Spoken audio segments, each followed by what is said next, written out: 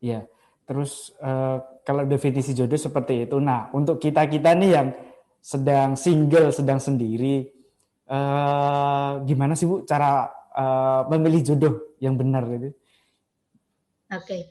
Iya. Sebenarnya dalam Islam sendiri juga sudah diberikan semacam clue dan juga tips seperti itu, bahwa kita diberikan kebebasan untuk memilih sebenarnya, tetapi memang ada semacam panduan gitu dalam Islam bahwa ada 4 hal, terutama ini untuk laki-laki ya, karena laki-laki pada posisi yang memilih, kemudian perempuan kan pada posisi yang oke, kita yang menerima atau tidak.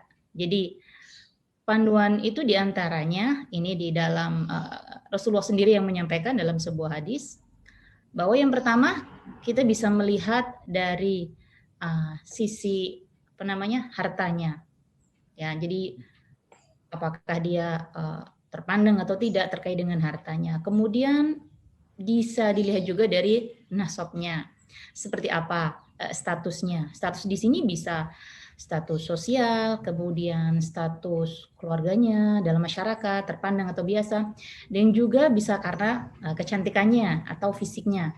Dan yang keempat, ada juga karena agamanya. Tetapi Rasulullah sangat menganjurkan bahwa pilihan yang pertama sebaiknya didasarkan pada agamanya. Kenapa seperti itu?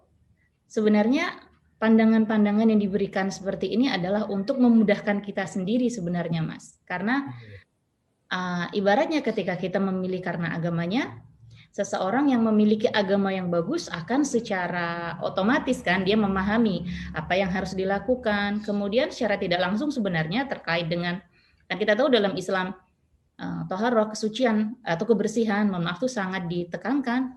Ya otomatis seseorang yang memahami agama, perempuan misalnya, dia akan sangat menjaga kebersihan dirinya dengan baik, yang otomatis nanti ya kecantikan akan ikut juga di situ.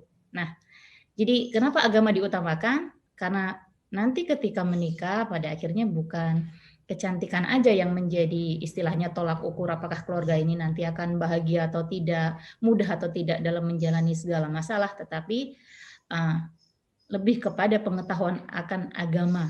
Ya, berarti bisa dibilang bahwa di antara 4 yang biasanya menjadi alasan, alangkah baiknya jika agama yang diutamakan, semacam itu. Nah, kalau ada bonus nih misalnya, sudah agamanya bagus, kemudian cantik, nasabnya baik, harta juga baik, ya why not, bisa dilakukan. Nah, ada satu hal lagi juga yang kadang-kadang kita ini Mas, kita perlu perhatikan juga nih bagi yang misalnya hendak mencari jodoh, status kafaahnya ya.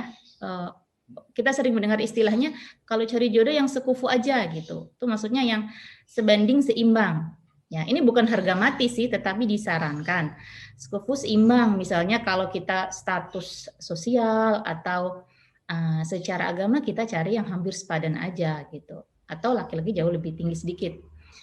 Alasannya adalah ya agar nanti dalam rumah tangga ketika tidak terlalu jauh kesenjangan yang ada dalam hal-hal yang 4 tadi misalnya, akan lebih mudah kan, akan lebih halus gitu, lebih saling mengerti dan sebagainya.